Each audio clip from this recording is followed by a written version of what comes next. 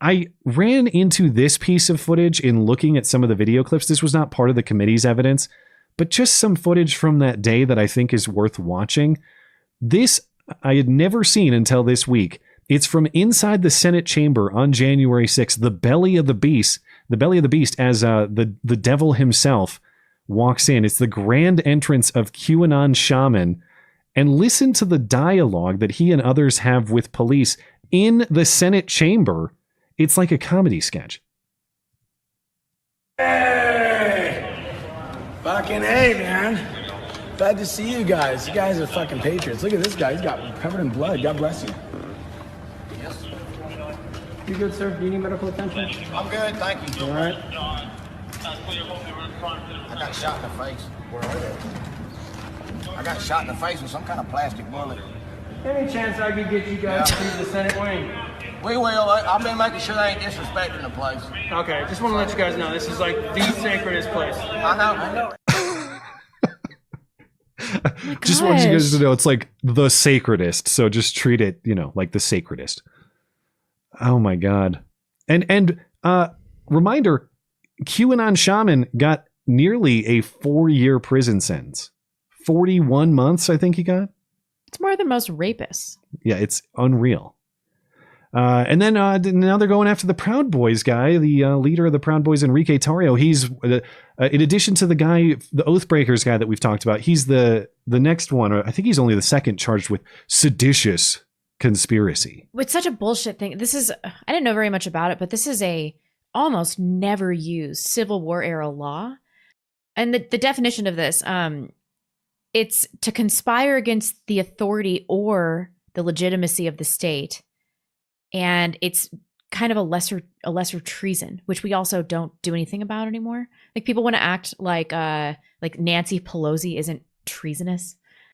And we're charging people for sedition. The entire thing, seditious conspiracy also. It's so preposterous. Conspiracy to riot, conspiracy to sedition. These aren't real charges. there's a reason we haven't used this since the Civil War era when the country was entirely different, when our governmental structure was entirely different. So it's Enrique Tarrio. They're calling him the former Proud Boys chairman. Mm-hmm. Another thing the media is doing with the Proud Boys is they're making it seem like it's a much more organized group than it actually is.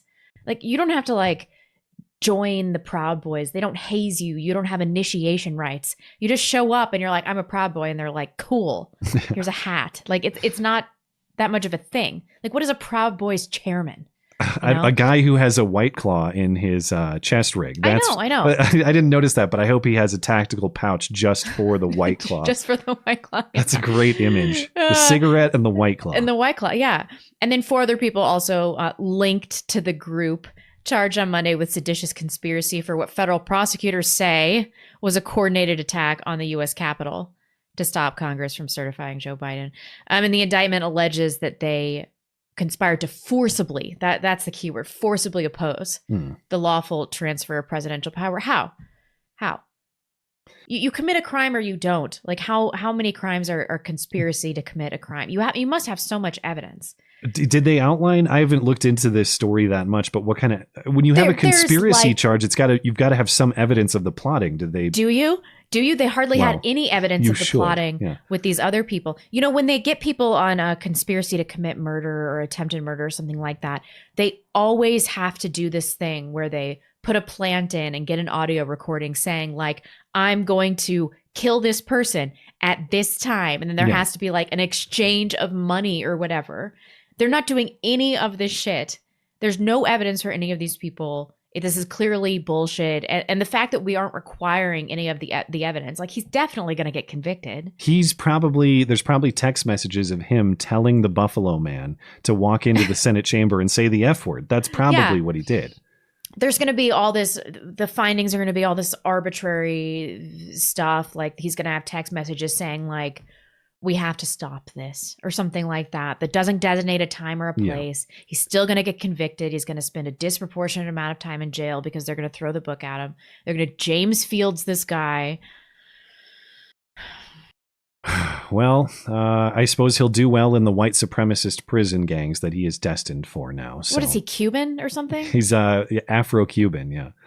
A lot of people talk about him like he's a Fed. Maybe I don't know the whole backstory. No, he did. I think he did have some informing, or he was a tipster at some point, if I recall correctly. Well, that is a lesson to all of us that if you're approached by the FBI and they say that they're going to get you out of trouble, they're going to make up a charge that hasn't been used since the 1860s, and then they'll throw the book at you, even though you were an informant. So fuck them. Don't do anything for any of our alphabet agencies, no matter what.